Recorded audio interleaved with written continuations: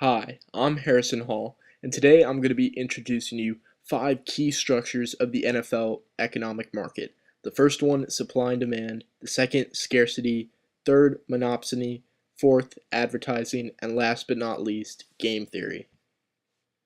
All 5 of these concepts play a huge role in the NFL, and it would not be the same today if these concepts weren't followed. Supply and demand is an economic model of price determination in a market. Supply and demand is a huge factor in the NFL. One of the biggest things it can apply to is tickets. As the demand for NFL tickets rise, so will its prices. If the demand decreases, the price will drop too. Ticket sales are an important part in the economy and the NFL. This falls into the category of supply and demand also.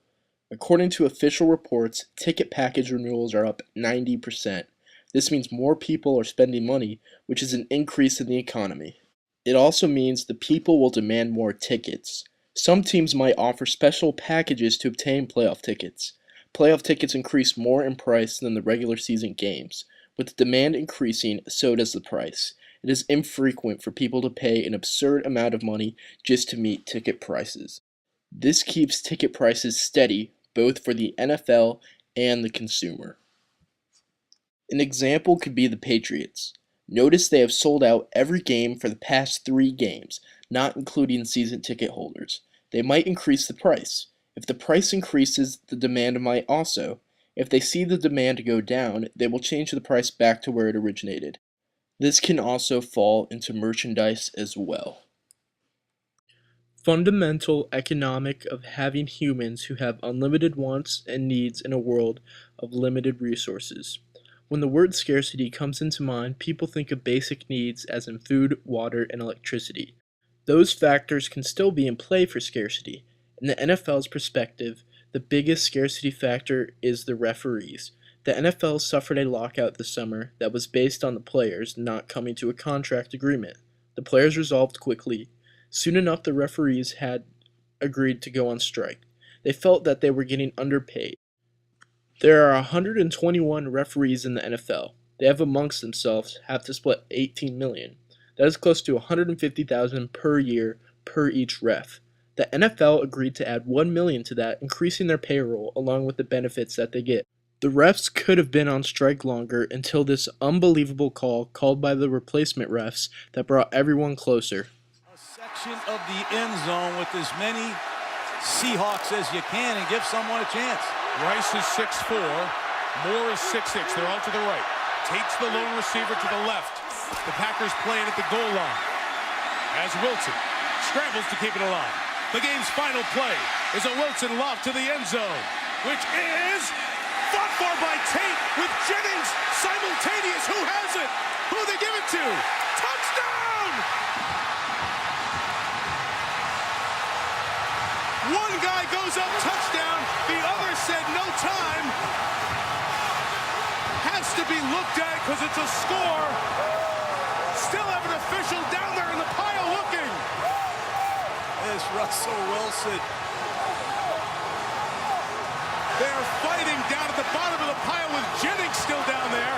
Tate off the pile with the ball. We must have a definitive call. There was one touchdown signal. The Seahawks have won! Previous play is under review.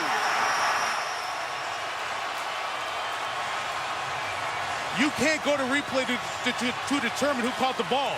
So that call has to be made on the field.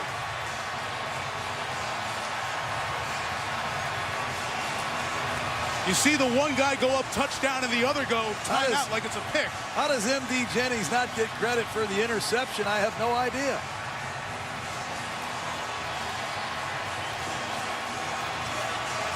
It looks like Jennings has the ball there. Let me bring in Jerry Austin.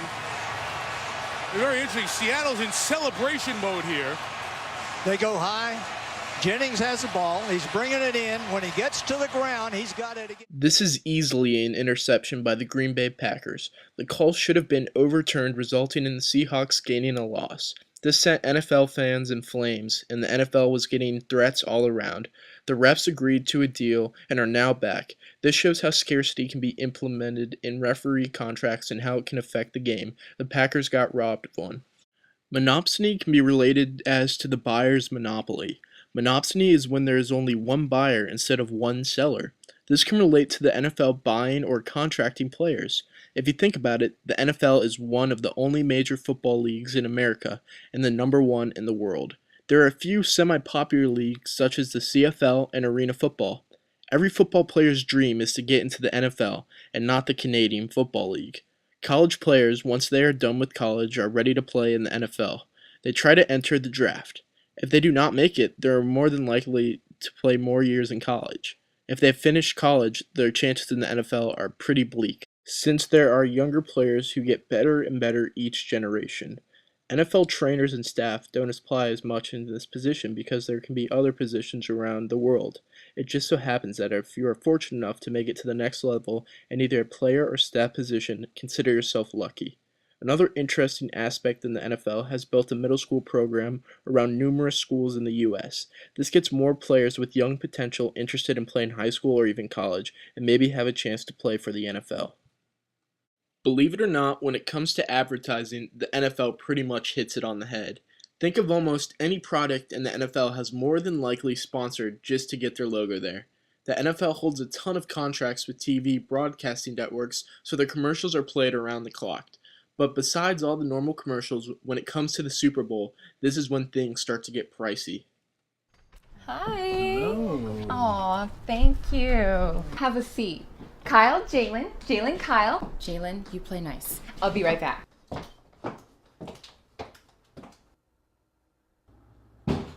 What's going on, little man?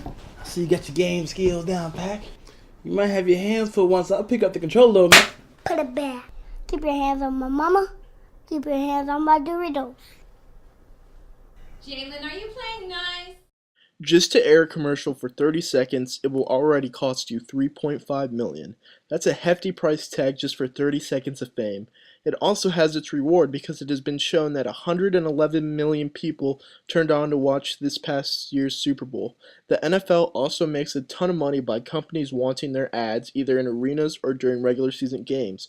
3 of the NFL's biggest sponsors are Pizza Hut, Verizon, and Bud Light. I guarantee you every time you watch an NFL game during the commercials you will see all 3 of these ads, more than once. The list of sponsors can go on, but the least amount of money you pay, the less you will get.